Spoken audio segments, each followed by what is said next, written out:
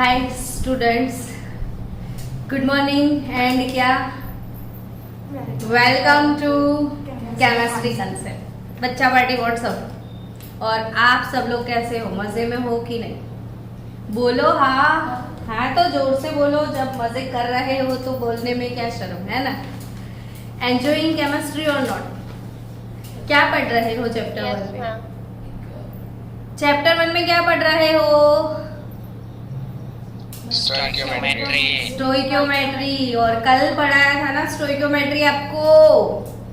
तो आज आज वो स्टोइकियोमेट्री के रिलेटेड एमसीक्यूज स्टूडेंट चैप्टर 1 में मैक्सिमम एमसीक्यूज मैं ट्राई करूंगी कि आपको उसके वीडियो मिले। हम लोग एवरी डे ऐसी क्वेश्चन प्रैक्टिस कर रहे हैं और मेरा ट्राई ये रहेगा कि चैप्टर 1 में आपको मैक्सिमम जिसके जितने टाइप के एमसीक्यू है हर एक पैटर्न का एक एक एमसीक्यू तो हो जाए, और फिर एक एक एमसीक्यू होने के बाद आप आराम से प्रैक्टिस कर सकते हो। और फिर भी सॉल्व करते करते अगर आपको डाउट्स आते हैं तो मेरे को सेंड कर देना, तो आपके डाउट सेशन के भी एक वीडियो हो जाएंगे, है ना।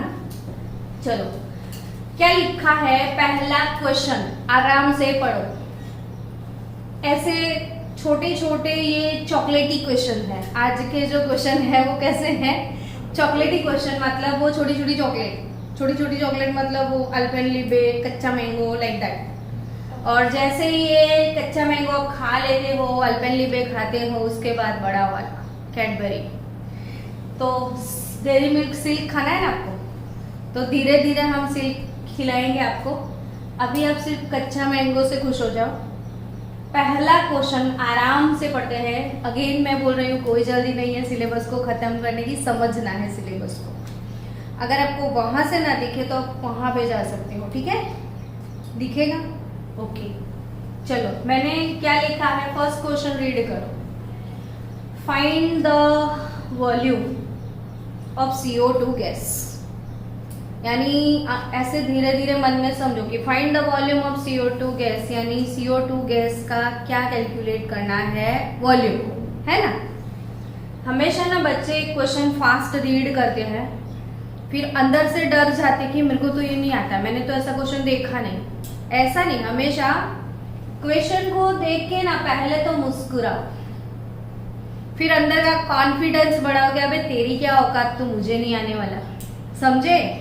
यानी बॉस बन के उसको देखो, आराम से वो क्वेश्चन क्रैक हो जाएगा। देखो मैं कितने प्यार से उसको पढ़ी। Find the volume of CO2, कितना मजा आ रहा है। कुछ नहीं कैलकुलेट करना है, क्या कैलकुलेट करना है? Volume of CO2। तो वॉल्यूम ऑफ CO2 कैलकुलेट करना है तो ऐसे लिख दो आराम से कि भाई मेरे को वॉल्यूम ऑफ CO2 यानी V ऑफ CO2 कैलकुलेट करना है, ठीक है? फिर आगे का क्वेश्चन पढ़ो। By complete decomposition of 9.85 gram barium carbonate BaCO3। Periodic table learn कर लिया है ना सबने? नाम रीड करो तो एक बार इसका। Barium carbonate, yes. जैसे आप रोज, हाँ, हर एक कभी भी ना केमिस्ट्री में किसी भी फॉर्मूला को आप देखते हो तो एक बार अंदर से बोलो ये इसका नाम क्या है, और जितने सारे फॉर्मूला देखोगे नाम उसका बोलते जाओगे तो क्या हो जाएगा, इंप्रूवमेंट आ जाएगा ना आप में बहुत सारा। और एक कॉन्फिडेंस लेवल भी आपका इंक्रीज होगा, यानी सेल्फ कॉन्फिडेंट हो जाओगे आप। तो इसका नाम क्या है? Barium carbonate, yes. अब इसके बाद क्या लिखा है कि कंप्लीट डिकम्पोजिशन। अब जानते हो डिकम्पोजिशन का मतलब क्या? डिकम्पोजिशन का मतलब क्या बट? और in presence of heat decomposes into 2 or more products. और तो किसी भी, ये सपोज बेरियम कार्बोनेट है, कोई भी कंपाउंड, उसको अगर आपने हीट किया, क्या किया? हीट, तो वो ब्रेक हो जाएगा और मतलब एक कंपाउंड ब्रेक होके आपको अदर प्रोडक्ट्स मिलने वाला है, तो इसे क्या बोला जाता है? डीकम्पोजिशन। मतलब ये किसी के साथ रिएक्ट नहीं कर रहा है, अपने आप टूटता जा रहा है। तो वो खुद को, ये खुद का उसका सुसाइड है। अगर आपने हीटिंग इसको प्रोवाइड किया तो क्या होने वाला है? एनीवन इन द क्लास आपको पता है क्या? BaO and CO2. BaO plus CO2. BaO plus CO2. Okay, BaO okay. plus CO2. तो BaO barium oxide plus carbon dioxide gas है ना। ऐसा डीकम्पोजिशन आपने CaCO3 का हमेशा से पढ़ा होगा 10th में शायद। इसका नाम बताओ ना। Yes, ma'am. हाँ। कैल्शियम कार्बोनेट है ना, क्या नाम है Plus इसका? CO2. अच्छा, इसका हीटिंग आपने, इसका डीकम्पोजिशन आपने बहुत बार सुना था 10th में। तो क्या मिलता होगा इसमें से? Calcium oxide plus carbon dioxide. हाँ, तो यानी इसको आप हीट करोगे ना तो अंदर से ये वॉलेटाइल इम्प्योरिटी यानी जो वॉलेटाइल गैस है वो निकल जाएगा और बचेगा क्या? Calcium oxide. तो सेम वैसा है कि आप बेरियम कार्बोनेट को हीटिंग प्रोवाइड करोगे तो barium oxide plus CO2 gas बनेगा। अब ये देख लो कि क्या वो ये बैलेंस इक्वेशन है कि नहीं? Yes, ma'am. Yes, Ma'am, it balance. is balance. Okay, ठीक है। तो आप तो इसकी स्टोइकियोमेट्री, अगर हम आराम से इसकी स्टोइकियोमेट्री के बारे में सोचें तो हम ये बोल सकते हैं ना कि 1 mole barium carbonate decompose into 1 mole barium oxide and 1 mole carbon dioxide gas. Yes और नॉट? है ना? Yes, ma'am. इतना मस्त क्वेश्चन है ना। तो आप समझो कि क्वेश्चन क्या है कि the volume of CO2 gas produce by complete decomposition of 9.85 gram barium carbonate. यानी अगर हमने बेरियम कार्बोनेट कितना लिया तो उसमें से कितना CO2 गैस निकलेगा, है ना क्वेश्चन वो वाला। क्या एनीवन इन द क्लास की कोई सजेशन दे सकते हो कैसे कैलकुलेट कर सकते हैं? मेरे सिखाए बिना पहले आपका सजेशन चाहिए।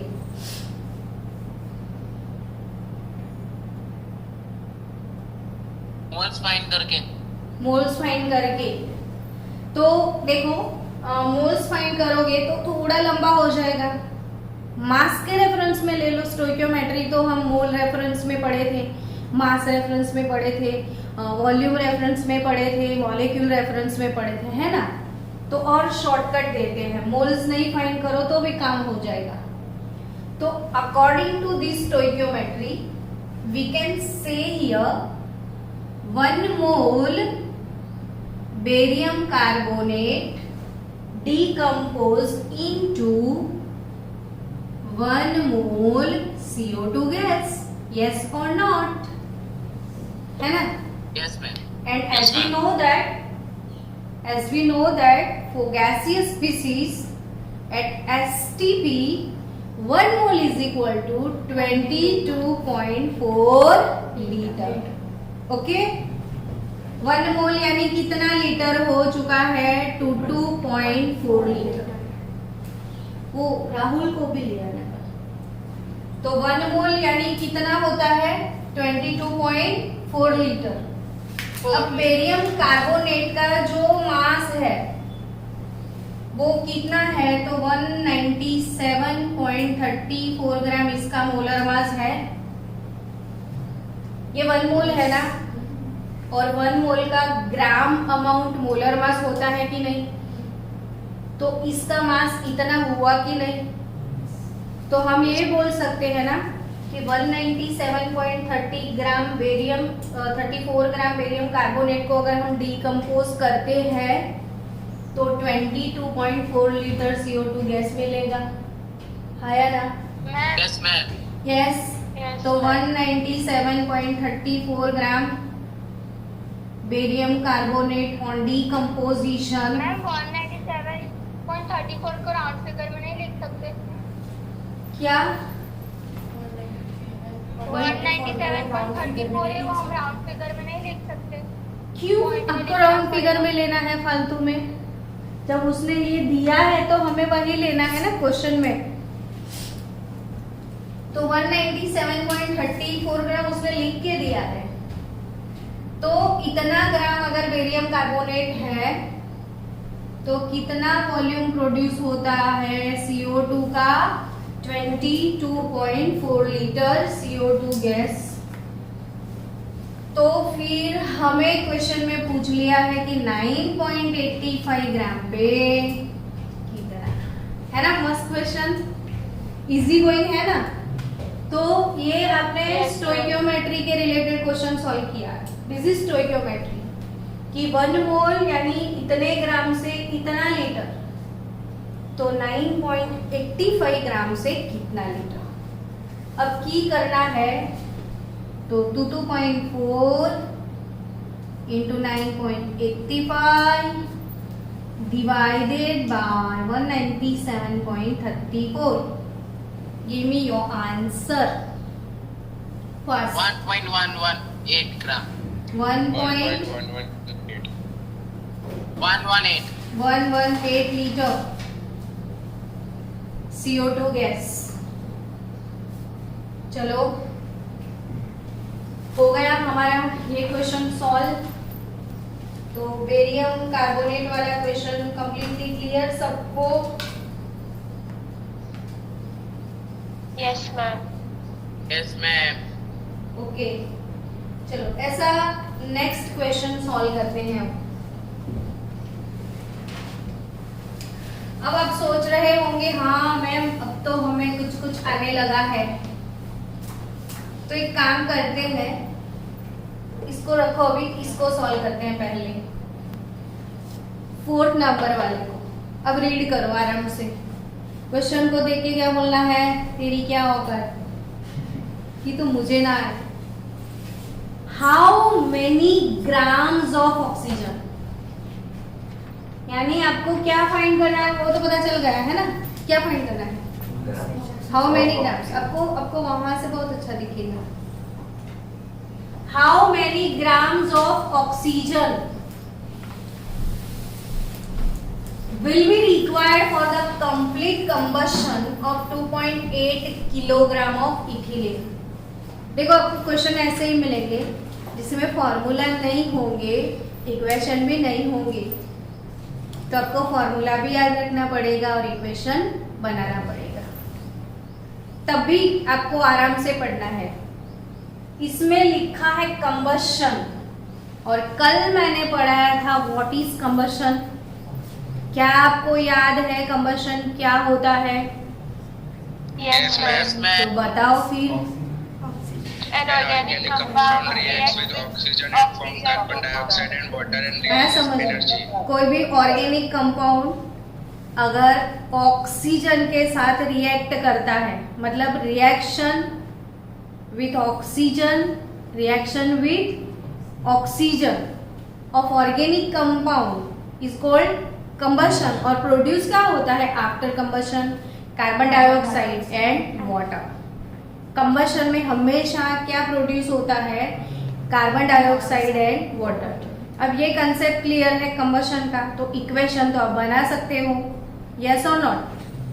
बना सकते हो ना बच्चों इक्वेशन? Yes, आप Yes, ma'am. हाँ, अब आपको सिर्फ ये सोचना है कि ये इथिलीन क्या है। स्टैंडर्ड 10th, बोलना मत कि मास प्रमोशन है आपको आंसर देना है। इथिलीन क्या है वो बताओ। T2H4. दैट्स गुड, हमारे बच्चे पढ़े हैं डट के। भले एग्जाम कैंसिल हो गया लेकिन हम लाते नहीं 99% तो ये क्या लिखा है? इथिलीन। इथिलीन यानी बच्चों इथीन, और इथीन का फॉर्मूला तो सबको पता होना चाहिए, 2 कार्बन और डबल बॉन्ड, तो C डबल बॉन्ड C यानी इथीन। और कार्बन हैज ऑलवेज 4 चोटलीस, हमेशा कार्बन को 4 वैलेंसी होनी चाहिए। 1 2 तो है, 3 4 हो गई 4 चोटली ऑफ कार्बन। और कार्बन की चोटली जो भी है which is satisfied by hydrogen, तो ये हो गया इथिलीन। यानी अब इसको कंडेंस किया जाए, कंडेंस ये स्ट्रक्चरल फॉर्मूला बोलते हैं, इसे क्या बोलते हैं? Structural formula. और कंडेंस फॉर्मूला क्या होगा पता है? C2H4, C2H4। तो ये है इथीन, तो इथिलीन, मुझे थोड़ा स्पेस चाहिए, इथिलीन यानी C2H4। अब C2H4 इथिलीन गैस होता है बच्चों, इसका कंबशन यानी ऑक्सीजन गैस के साथ प्रोडक्ट हम और आप जानते हैं CO2 गैस, एंड कभी भी कंबशन होगा तो टेम्परेचर हाई रहेगा, तो ऑब्वियसली H2O गैस मिलेगा आपको। तो ये हो गया इक्वेशन कंप्लीट। अब आपको आराम से सोचना है कि आपको क्या कैलकुलेट करना है। How many grams of oxygen will be required for the complete combustion of ethylene, यानी ये जो इथिलीन है उसके कंबशन के लिए कितना ऑक्सीजन चाहिए, सिर्फ इतना आपको कैलकुलेट, लेकिन कितने ग्राम इथिलीन का कंबशन करना है? 2.8 kg का। समझ गए? अब अकॉर्डिंग टू दिस स्टोइकियोमेट्री, इसकी स्टोइकियोमेट्री क्या है? ये इक्वेशन बैलेंस है, पहले ये सोचो। No ma'am. नो, तो पहला काम क्या करेंगे? इक्वेशन को बैलेंस कर लेते हैं। क्या आप मुझे बैलेंसिंग सिखा सकते हो? Yes ma'am. हाँ बोलो। 2CO2 first, 2CO2. 2CO2 लिखना पड़ेगा बिकॉज ऑफ 2 मोल कार्बन, और हाइड्रोजन 2H2O. 2H2O। बेसी भाई तू बगासा क्यों खा रहा है? आज सुबह सुबह कुछ नहीं खाया, कुछ खा लिया कर ताकि तू फिर ऑक्सीजन ना खाए। वैसे ऑक्सीजन की कमी है अभी, और तो फालतू का हमारा ऑक्सीजन खाए जा रहा है। C2H4 gas plus O2 gas, 2CO2 gas, 2H2O gas, क्या बच्चों? स्टोइकियोमेट्री। CO2. हाँ यस हाँ मैम, CO2 करना पड़ेगा। हाँ, CO2 2 into 2, 4 plus 2 यानी 3O2 है ना। अब सोचो अगर आप इक्वेशन को बैलेंस नहीं करोगे तो आपका आंसर गलत आएगा या सही आएगा? तो पहला काम इक्वेशन को बैलेंस करना है। क्या आपको ये इक्वेशन प्रोवाइड करेंगे वो लोग? तो हमें खुद बनाने No, हैं ma'am. इक्वेशन। ओके चलो, C2H4 gas gives 3O2 gas gives 2CO2 gas plus 2H2O gas. अब अकॉर्डिंग टू स्टोइकियोमेट्री आप क्या बोल सकते हो कि ये तो 1 मोल है ना, और 1 मोल के लिए हमें 3 मोल ऑक्सीजन की जरूरत है, यानी 1 मोल और ये 3 मोल। तो आप एक काम करो, दोनों का मास लिख दो पहले। तो 1 मोल इथिलीन का मास यानी इसका मोलर मास, तो मोलर मास कैलकुलेट करना आपको आता है ना। 2 इंटू ब्रैकेट कार्बन का एटॉमिक मास 12 है, हाइड्रोजन का एटॉमिक मास 1, तो कितना हुआ?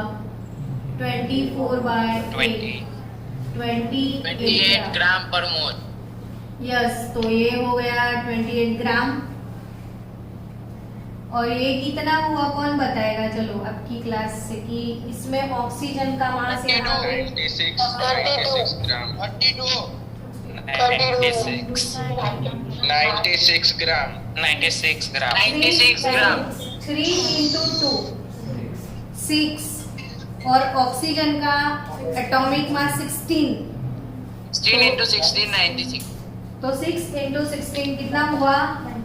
96 ग्राम। ठीक है, चलो अब 28 ग्राम इथिलीन का कंबशन करना है आपको, तो कितना ऑक्सीजन चाहिए? 96 ग्राम। तो आपको कितना दिया गया है? 2.8 kg। तो इतने में इतना, तो इतने में कितना? वैसे तो सिंपल सी बात है, 2.8 तो 9.6 हो जाएगा। सीधा ही आंसर है ना आपका। लेकिन फिर भी अगर आपको संतोष नहीं होता है तो ऐसे सोचो कि इसको केजी में कन्वर्ट कर दो, तो ये भी केजी में कन्वर्ट हो गया। तो हम छोटे बच्चे की तरह कैलकुलेट कर सकते हैं कि 28 into 10⁻³ kg ethylene for complete combustion required 96 gram into 10⁻³ kg oxygen. So for 2.8 kg कितना ऑक्सीजन चाहिए? तो 96 इंटू 2.8 अपॉन 28, क्योंकि ये तो वैसे भी -3 चला जाएगा, निकल जाएगा। तो ultimately what is your answer? 9.6 kg। वो तो वैसे भी पता चलता था कि 28 के लिए 96, तो 2.8 के लिए 9.6। लेकिन फिर भी इसको ऐसे कैलकुलेट किया जा सकता है ना। ये छोटा सा चॉकलेट, ये छोटा वाला चॉकलेट है। चलो इस चॉकलेट को हटाया जाए। अब नेक्स्ट क्वेश्चन,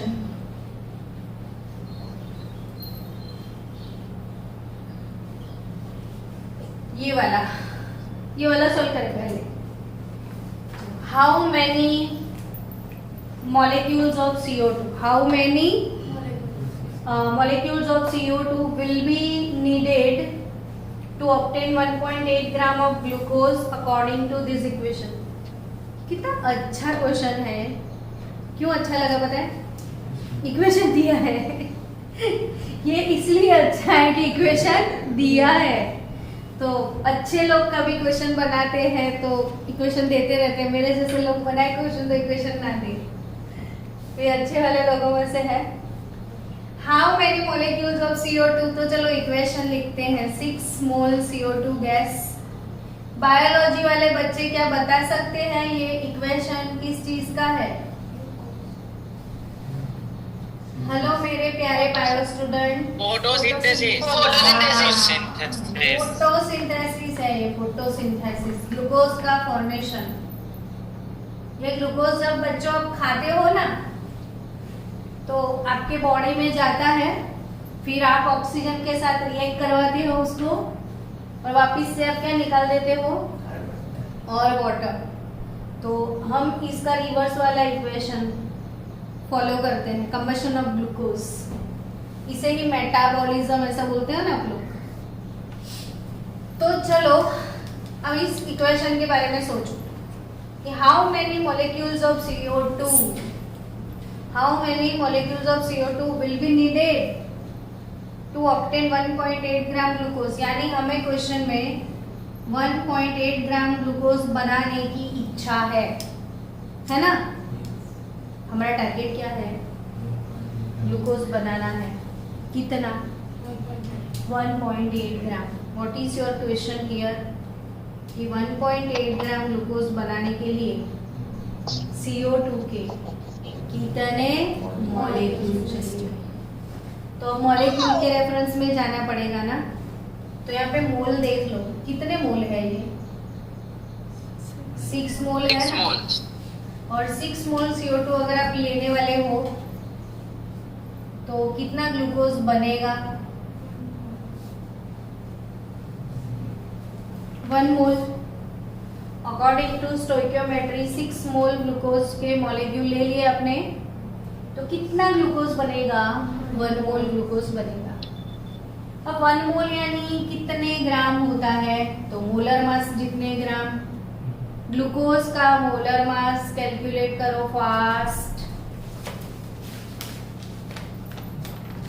कौन सही आंसर देता है वो देखते हैं। चलो जल्दी जल्दी ग्लूकोज का मोलर मास निकालो,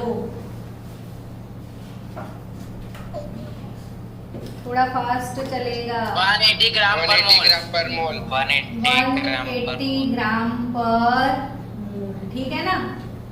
ग्लूकोज का मोलर मास क्या रहेगा? 180 ग्राम पर मोल।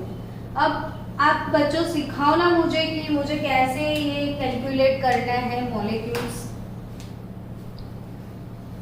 6 into 6.022 into 10 raised to हाँ, ये 6 मोल यानी कितने हुए? 6 इंटू एवोगैड्रो नंबर जितने हुए, डीसी एवोगैड्रो नंबर है, पता है, आगे के एक भी वीडियो नहीं दिखे अपने, तो देखो घर पे जाके कुछ भी। ये Na एवोगैड्रो नंबर, उसकी वैल्यू कितनी होती है? 6.022 हाँ, 6.022 इंटू 10 रेज़ टू 23। जिन बच्चों को नहीं पता है वो ध्यान से, ये Na means number of Avogadro, उस नंबर ऑफ एवोगैड्रो का वैल्यू है 6.022 इंटू 10 रेज़ टू 23, और ये कितने मोल के बराबर होता है? 1 मोल के बराबर होता है। तो 1 मोल इतना होगा, तो 6 मोल 6 इंटू दिस, और वो इतने मॉलिक्यूल कितना ग्लूकोज बनाते हैं? 180 ग्राम। तो for formation of 180 gram glucose 6 mole carbon dioxide molecules are required. So for 1.8 ग्राम हमें कितने मोल चाहिए? आप लोगों ने एक चीज नोटिस की कि इसके पहले का जो क्वेश्चन था ना, उसमें कैसे नंबर थे? 2.8 वाला। हाँ हाँ स्टूडेंट, तो मैं क्या बोल रही थी कि आप लोगों ने एक चीज नोटिस किया होगा कि ये जो क्वेश्चन है ना, कॉम्पिटिटिव एग्जाम में अब तक पूछे थे वही क्वेश्चन मैंने लिए हैं। तो इसके पहले जो इथिलीन वाला क्वेश्चन था, इसमें जो फिगर थे, इसका मोलर मास था 28 और 2.8 जैसा फिगर था, यानी बिना कैलकुलेटर हो जाता था, है ना। तो आपको ऐसे क्वेश्चन जब एग्जाम में आते हैं ना, तो ऐसे ही नंबर्स देते हैं जिसको आप बिना कैलकुलेटर आराम से सॉल्व कर पाओ। तभी आप ऐसे क्वेश्चन सॉल्व करो, तो हमेशा ट्राई करो कि कैलकुलेटर यूज ना करें हम, बिना कैलकुलेटर से ही कैलकुलेशन करना सीखो आप लोग। तो देखो 180 ग्राम ग्लूकोज और कितने मोल मॉलिक्यूल? 6 मोल है, तो 1.8 ग्राम ग्लूकोज होगा, तो कितना मोल होगा? सिर्फ इतना ही लिखना था ना। तो 1.8 इंटू 6 डिवाइडेड बाई क्या? 180, तो ये निकाल दो। अब ये क्या हो गया? 100, तो कितने मोल हो गए? 0.06 मोल। अब 0.06 मोल यानी कितने मॉलिक्यूल? तो 0.06 इंटू 6.022 इंटू 10 रेज़ टू 23। तो अगर हम ऐसा नहीं लिखते हैं तो भी चलता, देखो 6 लिख देते, 6.022 लिख देते, और ये जो 100 है ना वो 10 रेज़ टू 2, तो ये हो जाता 10 रेज़ टू 21। यस और नॉट? और फिर ये मल्टीप्लिकेशन इतना तो आप आराम से कर पाओ बिना कैलकुलेटर। 6.022 इंटू 6 नहीं कर सकते हो आप, तो हमेशा ऐसे ट्राई करो कि आप ऑरली कैलकुलेट करो कुछ भी। अगर कैलकुलेटर यूज, जब तक कैलकुलेटर ही यूज करोगे तो आप डिपेंडेंट हो जाओगे कैलकुलेटर के ऊपर, और जब डिपेंडेंट हो जाओगे तो खुद से कुछ नहीं कर पाओगे मैथ्स। तो खुद का मैथ्स अप्लाई करो। और जो मैथ्स वाले बच्चे हैं, अगर वो कैलकुलेटर यूज कर रहे हैं तो वो तो पागल बच्चे हैं। चलो next question, how many grams of aluminium will be consumed when aluminium react with 1.5 mole oxygen to produce Al2O3। यानी इक्वेशन आपको खुद बनाना है। चलो इक्वेशन बनाओ। क्या लिख सकते हैं इक्वेशन? कैसे लिख सकते हैं? 2Al plus 3O2 gives Al2O3। हाँ, एल्यूमिनियम और ऑक्सीजन का रिएक्शन हो रहा है और एल्यूमिनियम का ऑक्साइड बनने वाला है, तो इसको बैलेंस कर दो। Al2 है तो ये 2Al है ना, और ये O2 तो 3 मोल O2 है। हो गया बैलेंस? अब क्वेश्चन को देखो। अच्छा सॉरी, Al2O3, तो 3/2O2 लिखना पड़ेगा, होगा ना बैलेंस अब। तो ये 3/2O2 क्यों लिखा मैंने, तो 3/2 लिख सकते हैं। हाँ, अगर आपको 3/2 नहीं लिखना है तो पूरे इक्वेशन को 2 से मल्टीप्लाई कर दो, तो 4Al + 3O2 हो जाएगा। तो ये 2Al + 3/2O2 gives Al2O3। अब ये बैलेंस इक्वेशन हो गया। अब what is our question, how many grams of aluminium will be consumed when aluminum reacts with 1.5 mole of oxygen। अरे भाई, according to stoichiometry 3/2 is nothing but 1.5 mole तो है। सीधा सीधा खाली इक्वेशन लिखने से आंसर आ गया आपका।